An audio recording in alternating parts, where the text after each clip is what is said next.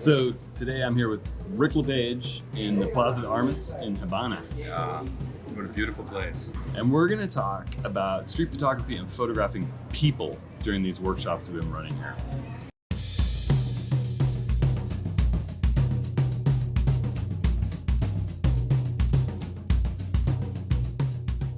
Well, hey everyone, it's Hudson. I'm Rick. And we are here on a hot sort of noonday under an archway that I love to actually photograph in the morning here in Havana. As we walk around about 8:30 a.m., amazing shadows come through from these arches across here as people are walking to work. Called the Plaza de Armas. Plaza de Armas is right here. There's some of the oldest forts in the Americas are right around us. We're near the inlet to the harbor in Havana. It's been an amazing time photographing here. We've had 2 epic workshops with great people. And I think one of the things that Rick and I challenged ourselves to do more of, and what people in this workshop wanted, was a little more street photography and a little more portrait photography. Right. And it's been pretty great here because, you know, this is a spectacular old city with wonderful people. The people are so warm here. They really, I mean, they smile. You know, a lot of people here live a hard life, and yet they seem gracious, happy. You know, we've talked about being out on the streets at night, and you know, everyone's hanging out. The kids and grandparents and dogs and cats, people listening to music. It gets cool, the breeze comes up, and the streets kind of come alive after sunset. And it's a great time to walk around with prime lenses, lightweight kits, connect with people. You know, last night we were walking through the streets coming back from dinner, and there was this grandfather and his son was not paying it, he was on his phone, but the grandfather put his music out and he was feeding his dog a bone, and he had Stand By Me playing, and I started kind of dancing to it, and then he saw my camera, he said, "Take my picture," and he got his dog in his lap. And you know, you just getting those little moments where you connect.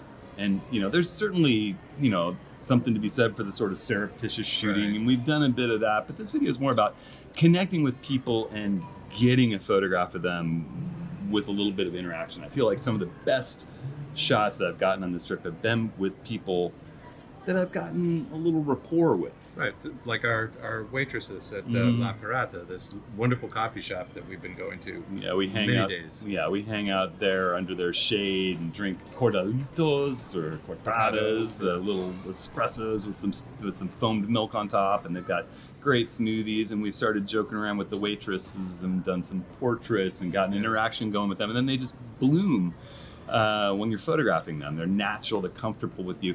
There's a barber who started teasing me on day 1 walking the streets near our house. He's like, "I want to cut your hair, I want to trim your beard." You know, and he's just so charming and fun. And then at some point, you know, we were back and forth and fist bumping and chatting, and I'm saying, "My wife will kill me if you cut my hair." and you know, mi esposa. And so he's like, I said, "Can I take your picture?" And he's like, and I just got the greatest portrait of him in the doorway, you know, and these midday open shade, there's all these old stone doorways with these colorful scenes inside and people. And I feel like, you know, just getting someone in the shade of their doorway with just some light bouncing off the street or the wall on the other side into their face, and get a dark interior and contrast, it's like a perfect place to do portraits. Well, and these you know, the 1.2s and the 1.4s, you know, are just perfect for this type of. Or the wide angle, you know, having this little Leica Q2, and you've got your Sony RX1 at night. He's got a 35 2.0, and this is a 28 1.7, and you can just handhold street scenes at night. And you know, we've really discouraged people carrying a big backpack full of gear and tripods. Pick a lens, walk the street. You know, maybe you have a spare lens in your bag. Maybe you go wide angle and long, prime, fast. It's just been a blast. And using a little neutral density during the day to be able to get a wider aperture. If you're working with those, you know, like I've been working with the new Nikon S85 1.2, and I just put 3 stops in neutral density, you know, using these Case 82 millimeter magnetics, and I can just pop it off, I can pop it on, and leave it on. This is actually a polarizer for this lens, but having 3 stops in the middle of the day has let me shoot at f1.2, even though the camera's lowest ISO is 100. Yeah, and I've been telling people too, you know, like, well, I should bring this and I should bring that. And it's like, you will find photographs if you're walking around with your 85-18, you will find photographs. You're walking around with your 35-14, you'll find photographs. I mean, there's so much here. Yeah. And the people are so wonderful. I think about the night we took salsa lessons, right? Oh, and Yvette, this just darling woman, right? She's an amazing salsa teacher too. Yes. In addition, we had our guide Diana, who has been this wonderful, wonderful person. She's so warm. Unbelievable, like the amount of work she's going to behind the scenes to make everything perfect for us and the rest of the workshop participants, and picking amazing people to work with for us, local guides and viñales, drivers, you name it. It's like, I mean, she has just been amazing. But she's difficult to get a good photo of because she's a little camera shy. Yep. We all know people like that. The camera comes out and they get self-conscious and don't look like that glowing natural person that you're seeing all the time. And I've been working all trip to try to get a great photo of Diana because, well, there's many reasons. Diana's beautiful, but she has these just amazing eyes. Her eyes are so compelling. They're just startling. And I've gotten a few good shots, but there was a moment in Viñales we were having a farm-to-table dinner at this organic farm with a beautiful view, evening light, and this kitten comes up, and Diana loves cats. How many cats does she have at home? 4 cats. And we kind of tease her as being the cat lady. Yeah. So, but she picks up this kitten, and she just melted, and she looked at me, and that was the trick. You had your camera ready. I had my camera. I happened to have the 85-12 on. Right. Perfect moment, and being ready.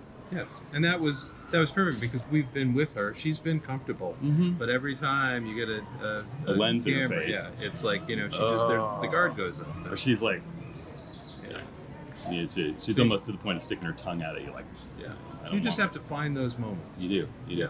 We, another really interesting example for me was Clara. Yes. Clara's the older woman at this small tobacco farm. When I came here in 2019, I went to a bigger tobacco growing operation. This time we found a local guide in Viñales that took us to a small farm where this family grows tobacco. And there's a grandmother there and a son. Actually, there's 4 generations there, I think. Yes. There are 4 generations. There's the grandmother and grandfather in their 80s. The son is in his 60s. There's a grandson and then great-grandchildren running around. Small farm. And the grandfather, the old woman's son, rolls the cigars for us. He's wonderful, super character, sweetheart. And she smokes a cigar. And she's used to posing for the people that come with this local guide Floyd. It's a small kind of operation. She's a good model. She's a very good model, and we put her in window light, and she hams it up. She puffs it. She looks fantastic. She knows it. People have sent her photos that are pinned up around the walls. We're going to send her some nice black and white prints. But there was a moment the second time I came there, and then she knew me a little bit, where she and her granddaughter were relaxing after people had photographed her. And I got this natural smile from them. There's just it was just an instant where I sort of waved at them, and we developed a little rapport even through the language barrier. Lo siento mi español es un poquito, muy poquito. And she gave me this natural smile where it's like, that's the real Clara. That's not the model that poses for photos. And I love that one with her granddaughter. So, or great-granddaughter, actually. Yes. Yeah, great-granddaughter. So anyhow, this has been a fantastic tune-up for me doing street and people photography and photographing people. And I just feel like the key, whether it's just dancing a little to the person's music in the street at night. Well, the other thing is Jeremy. Yes, Jeremy. Yeah. Gringo. Well, yeah, our good friend Charlie Johnson's on the second workshop, and his son Jeremy speaks fluent Spanish and has traveled the Latin world a lot, and he's a big presence. He's a big presence. He comes out at night and he's got a T-shirt that says Gringo on the back, and that's kind of his nickname. And he interacts like one of the locals with the kids on the streets, and the young people on the streets, and they start laughing, and having him with us breaks the ice and the tension, and all of a sudden people are acting normal around the camera. Yep. So, anything you can do to kind of break that tension and not just suddenly, stiffly walk up. And the other thing here in Havana, there's enough tourism. It's kind of blooming enough that some people sort of want money for their pictures, but if you can develop a rapport where that's not the way that you're doing it, I think you're going to find Otherwise, you'll end up like the Pied Piper with a bunch of people following you, stringing looking along to have their picture taken, and for a looking few for money. pesos. Yeah. And you don't get that sort of natural. No, and I don't think it's necessarily a good thing for the culture. We are, on the other hand, here in Cuba on a support for the Cuban people visa, and that has been extremely important. They need help. We've done a couple videos about that, but the people here through a crisis with the hurricane, COVID, what's happening with the war in Ukraine has negatively impacted their financial stability, and they're feeling. We talk to the older people. They say it's a little like the '90s when the Soviet Union collapsed and they had an economic crisis here. And so the way that we've traveled here is through a support for the Cuban people visa. We stay in local people's privately owned homes. We meet with local artists and business owners, and we're basically bringing things with us that the people need, and having lots of local interaction. And I can't stress enough how amazing these people are. So it's been a fantastic trip. And as much as I'm looking forward to getting home to my family, it's going to be kind of hard to leave this place. All right.